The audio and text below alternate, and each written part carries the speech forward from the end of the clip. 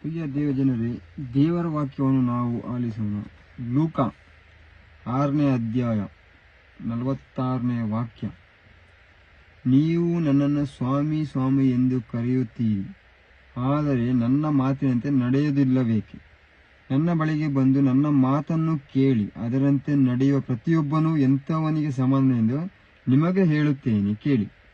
ಆಳವಾಗಿ ಅಡಿಪಾಯ ತೆಗೆದು ಬಂಡೆಕಲ್ಲಿನ ಮೇಲೆ ಆಸ್ತಿವಾರ ಹಾಕಿ ಮನೆ ಕಟ್ಟಿದವನಿಗೆ ಅವನು ಸಮಾನನು. ಹುಚ್ಚು ಹೊಳೆ ಬಂದು ಪ್ರವಾಹವು ಆ ಮನೆಗೆ ಅಪ್ಪಳಿಸಿದರೂ ಅದು ಕದಲಲಿಲ್ಲ, ಕಾರಣ ಆ ಮನೆಯನ್ನು ಸುಭದ್ರವಾಗಿ ಕಟ್ಟಲಾಗಿತ್ತು.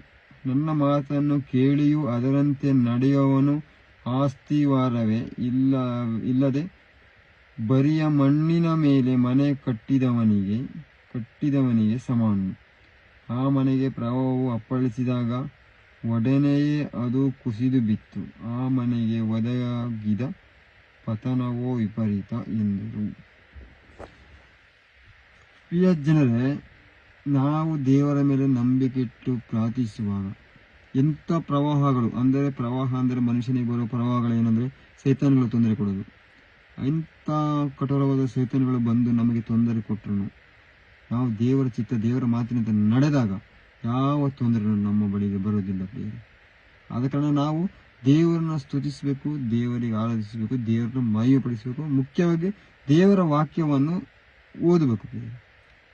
ಇದರಿಂದ ದೇವರ ಶುಭ ಸಂದೇಶವನ್ನು ಅತಿ ಹೆಚ್ಚಿನ ಸಂಖ್ಯೆಯಲ್ಲಿ ಸಾರಬೇಕು. ಯಾವಾಗ ದೇವರು ನಮ್ಮಲ್ಲಿ ಬಂದು ನೆಲೆಸಿರುತ್ತಾರೆ, ಯಾವ ದುಷ್ಟಾತ್ಮಗಳು ನಮ್ಮಲ್ಲಿ ಬಂದು ಸೇರಲಿಕ್ಕೆ ಸಾಧ್ಯ ಆಗೋದಿಲ್ಲ ಪ್ರಿಯರೇ.